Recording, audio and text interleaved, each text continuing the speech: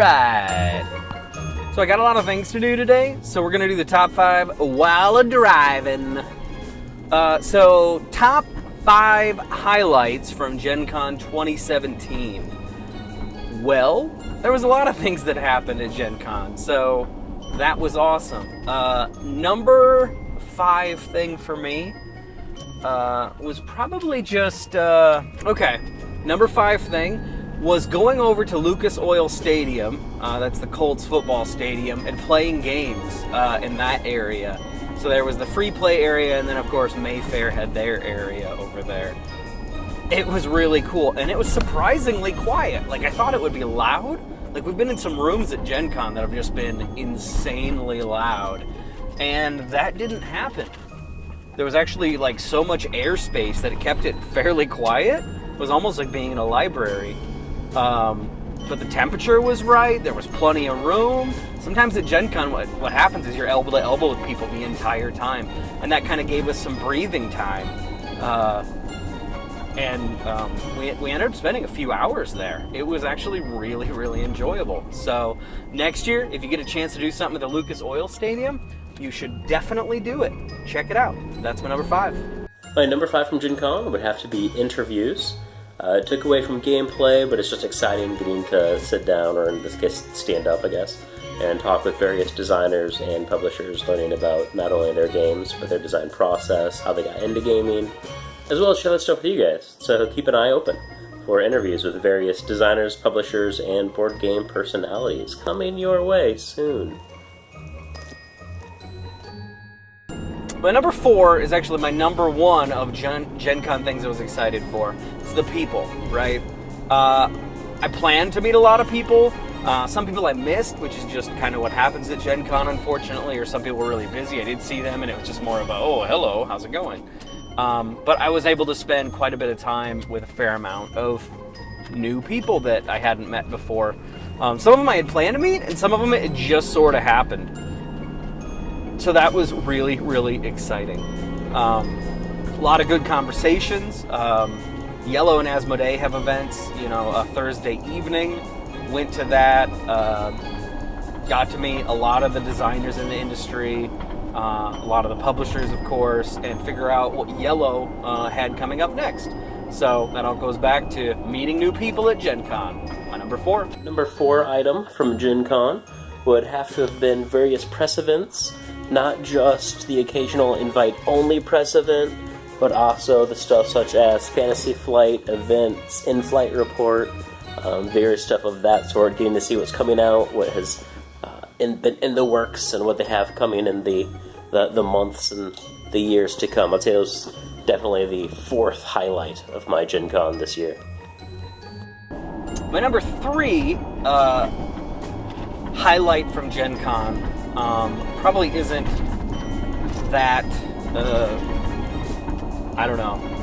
transferable to other people, but Eric, one of our guest hosts, Asian guy, you may have seen him around, he has anxiety problems, right? And I was kind of concerned about it because GenCon, there's just a lot of people there the entire time. And it became increasingly concerning because the first day he shows up and he's like, I'm not sure I can do this, guys. Like, this is kind of a big deal for me. And I totally get that, but at the same time I was like, man, he's just gotta let loose. We gotta get him excited about gaming, and then maybe he'll forget about all the people. And that absolutely happened. Small answer to prayer, but he just let loose, became himself again, and just had a good time. He actually ended up interviewing Allison Hayslip at the Yellow booth. She's somewhat of a YouTube star, and he knows all about her background and stuff. But yeah, he interviewed her. Wow, the guy with social anxiety interviewed someone. Like, that's amazing! And he had such a good time. After the interview, he was just ear-to-ear smiles. That was really cool to see. I know it's not transferable to most of you because, your GenCon experience, you're more interested in specific games. But for us, that was a huge deal. So that was my number 3. Number 3 for me, my GenCon number 3 was CarPG. For those of you unfamiliar with CarPG, It's essentially us playing an RPG in a car.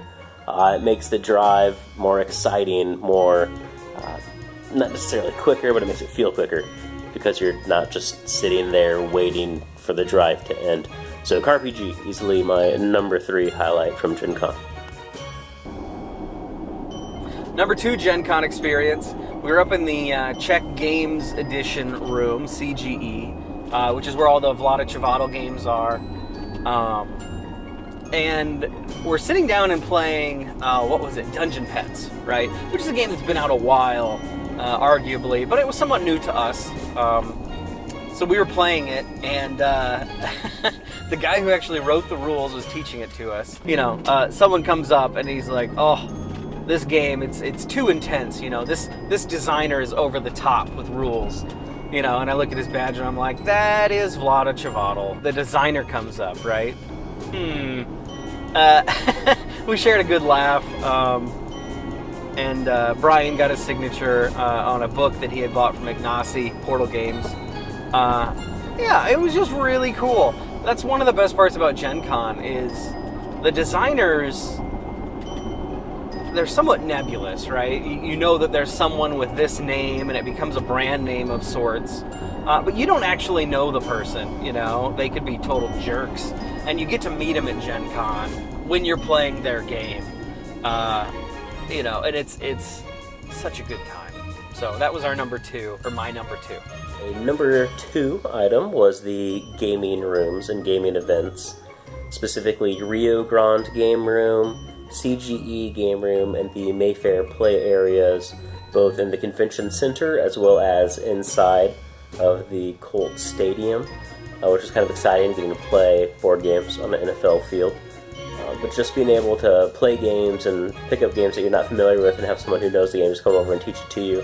In one instance, we had a rule designer, the guy who laid out the rules, teaching us the game, and then the designer just came over and watched for a bit, that designer being Vlada Chvátil. So that was exciting, getting to play a Vlada game as Vlada watched. So that was my number 2, the various game rooms and gaming events at GenCon.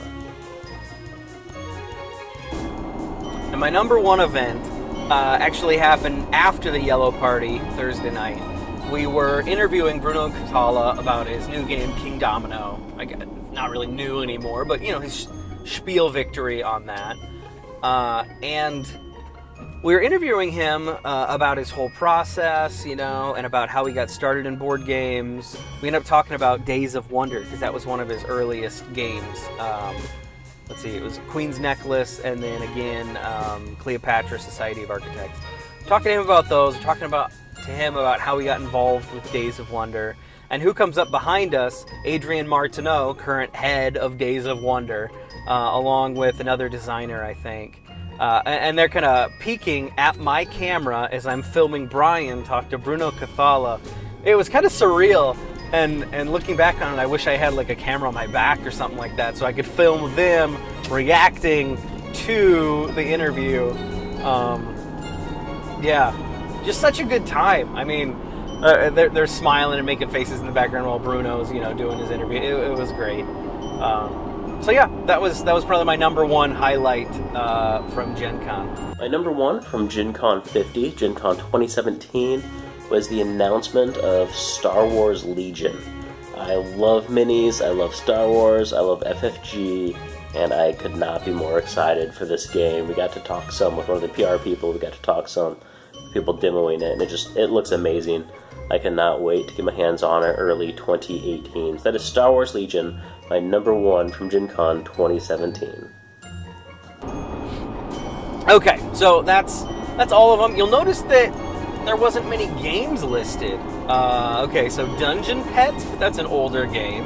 But come on, Sean, what about, some of the other highlights? You were excited for Photosynthesis, you were excited for a whole suite of games. The sad part is we didn't actually end up getting to play that many games. A lot of it was just socializing with a lot of the people that were talking about their latest games. It's kind of one of the downsides of being a YouTuber or press at these events is you don't get a whole lot of time to just sit down and solidly play games. That's usually why we go to Geekway or even Origins, those types of events where you get a lot more time to play games. But that said, Gen Con was a blast. Totally happy I went. Had a great time.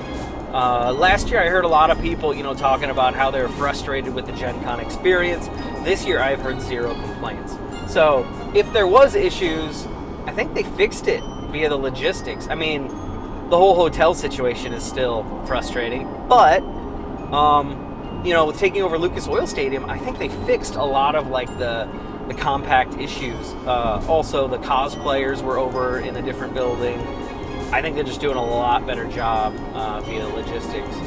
So, yep, that is my top 5. All right, thanks guys. Bye.